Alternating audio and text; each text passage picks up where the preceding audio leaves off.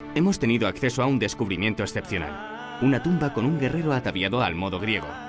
La arquitectura del enterramiento es fenicia, pero el ajuar parece el de un hoplita. La panoplia bélica que presenta el individuo es muy característica de un soldado de los conocidos como de tipo hoplita, donde ya sabemos que el armamento fundamental de este tipo de infantería está conformado por el casco, el escudo y la lanza. Apareció durante una intervención en el centro de Málaga hace unos meses.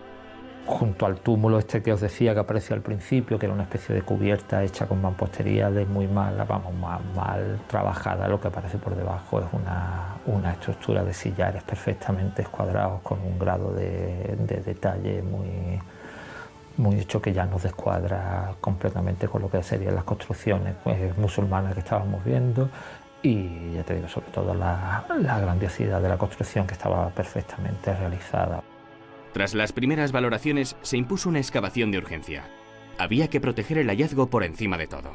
Es un conjunto muy amplio de restos metálicos, concretamente de bronce, los cuales se encuentran en un estado de conservación muy deficiente. Están totalmente fragmentados e incluso nos impiden saber de qué tipo de objeto se trata. Como luego pudimos comprobar que todo el ajuar estaba situado en la planta de la tumba, hasta que no llegamos a ese nivel, realmente no fuimos conscientes del ajuar que la tumba disponía, ¿no? Incluso nos llegó a pensar en los primeros momentos que la tumba estaba expoliada. El muerto, la primera vez cuando empezamos a verlo, el primer problema con el que encontramos fue el mal estado de conservación. Los sedimentos que habían colmatado la tumba habían machacado literalmente los restos. Entonces nos dio muchísimos problemas para lo que es la propia excavación del hueso. El ajuar está compuesto por varias piezas de valor excepcional. Estaba conformado por unas varillas de plata, que fue uno de los primeros objetos que se pudieron documentar, y conforme íbamos avanzando en la documentación de los objetos, digamos como que la espectacularidad de esto iba en crecimiento, ¿no? Luego se documentó un plato de plata, el cual también supuso bastante emoción por parte de la gente y del equipo que estaba excavando, y inmediatamente a este se documentó uno de los hallazgos más emblemáticos de la tumba, que fue un anillo de oro, formado por un escarabeo, conformado en cornalina, con una inscripción con motivos egipcios y engarzado en plata. El magnífico escarabeo muestra a las claras la vocación guerrera del personaje. Además es una reproducción magnífica de la diosa Sekhmet, la diosa guerrera, la diosa leona. Y el casco estaba en una posición que en principio nos resultó anómala, ¿no? Porque estaba situado encima en la cabecera de la tumba, sobre los sillares que conformaban la cabecera de la tumba, y tapado por la mampostería de piedra. Es decir, que la propia colocación implica ya un ritual funerario específico. Es decir, si reconstruimos un poco la sucesión de los acontecimientos, una vez colocado el individuo en la tumba, y provisto del ajuar que ya he comentado, se procede a colocar en la cabecera el casco y junto a él un timaterium. Timaterium es una pieza cerámica que se utilizaba fundamentalmente para quemar distintas esencias. Y luego, una vez que se ha llevado a cabo este ritual, la colocación del casco y la colocación del timaterium y efectuar la quema de esas esencias, se procede a ocultar ambos objetos, tanto el casco como el timaterium, con una mampostería de piedra. O sea que hay un episodio ritual de ocultación. El casco es, según los expertos, claramente corintio. Estaba originalmente estañado. ¿Para qué? Para que tuviera un aspecto plateado impresionante. Debía ser un casco muy lujoso. En la península ibérica solo han aparecido 2 ejemplares, pero fuera de contexto arqueológico. Uno en el Guadalete y otro en la Ría de Huelva.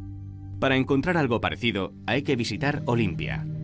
El casco corintio tiene una perdurabilidad como elemento defensivo muy larga. Si nos creemos a Homero, ya realmente en esa época se utilizaban los cascos corintios, pero por lo menos desde el siglo VII hasta final de la época clásica se utilizan, hasta final del V. Al finalizar la excavación, las piezas se trasladaron al Instituto Andaluz de Patrimonio Histórico para proceder a su restauración.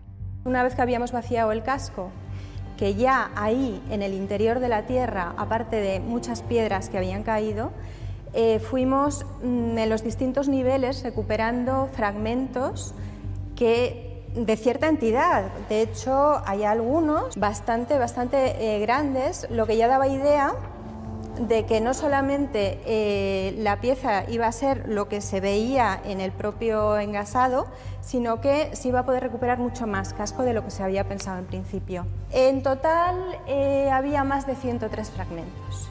Una de las grandes sorpresas fue la exquisita decoración del casco. Teníamos que advertir por qué parte podía ser más frágil de lo que ya estaba, ¿no? Entonces, a través de la radiografía vimos pues, simplemente que bueno, aparecían efectivamente ciertas fisuras, pero descubrimos también algunos elementos que a simple vista, dada la concreción y la oxidación que este material tenía, elementos que a simple vista no se veían, ¿no? Y en la decoración, ¿no? En este caso lo que nos hemos encontrado ha sido una palmeta, luego aquí en el lateral también había otras palmetas de loto y para mí lo más gratificante ha sido ir descubriendo los detalles del motivo que aparece en los cubremejillas, que son águilas.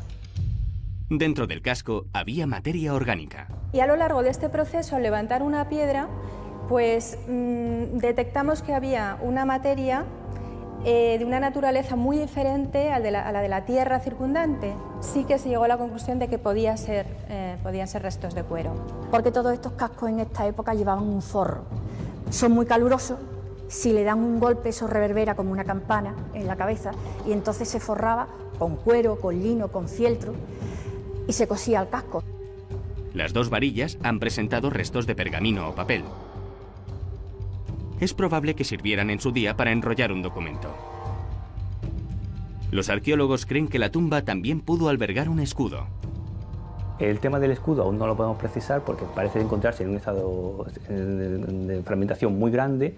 Tenemos distintas evidencias que nos pueden hacer pensar que se trata de un escudo, como el hecho de que algunos elementos que parecen asociarse a este tipo de piezas, la asociación del bronce con la madera y una serie de elementos en la pared que parecen denotar que se encontraba apoyado sobre ella, como es una mancha en los sillares de la tumba de forma circular. La lanza está inutilizada. Se encuentra dispuesta a la derecha del individuo y uno de los aspectos que llama la atención es el hecho de que se encuentra inutilizada. Es decir, se encuentra doblada en la punta y apoyada a la punta y doblada sobre la pared. En cambio, el casco no parece haber sufrido la misma suerte. Parte del rito funerario puede ser inutilizar los armamentos para que ya no tenga ninguna otra función más que la votiva. En principio no parece que el casco estuviera roto intencionadamente. Los elementos del ajuar siembran dudas sobre la filiación del personaje. Gran parte de los problemas que estamos teniendo a la hora de interpretar la tumba es que se trata de un caso único. Para mí hay dos posibilidades. O bien se trataba realmente de un mercenario o un guerrero griego que por las circunstancias que quiera que sea se quedó en Málaga en el siglo VI, o bien se trataba de un personaje rico, posiblemente fenicio, que había adquirido todos esos materiales y había querido enterrarse con ellos. Pero, ¿y si el análisis antropológico nos revelara claramente el tipo de individuo al que nos enfrentamos?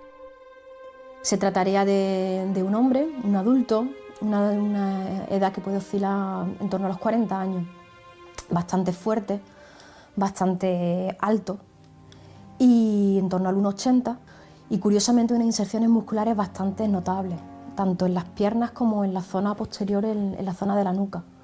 Posiblemente por el uso continuado del casco y de todo lo que es la panoplia militar guerrera que tenía que llevar habitualmente. Parece que presenta un pequeño trauma en la zona frontal, no le causó la muerte, fue ante mortem y con curación, pero bueno, posiblemente de un tipo de lucha o un combate en esta línea.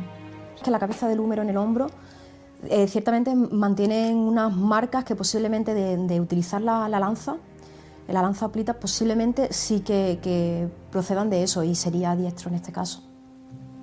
En la Málaga del siglo VI a.C. parece que hay un aumento grande de las estructuras defensivas, como puede comprobarse en sus murallas. Quizá nuestro personaje fue o un gran general o un aristócrata griego que comandaba una falange de mercenarios. En el siglo VI una panoplia de un guerrero costaba 30 dracmas en Atenas, que era más o menos lo homólogo a 6 bueyes para los sacrificios. Entonces era una cosa costosa, con lo cual todos los plitas, todos los guerreros no podían costearse una. Pero bueno, en este caso estaríamos ante una figura del ejército destacada. Es decir, no se trataría de un soldado normal, sino que podríamos estar ante lo que podemos definir, según el concepto de ejército de aquella época, de un aristócrata guerrero.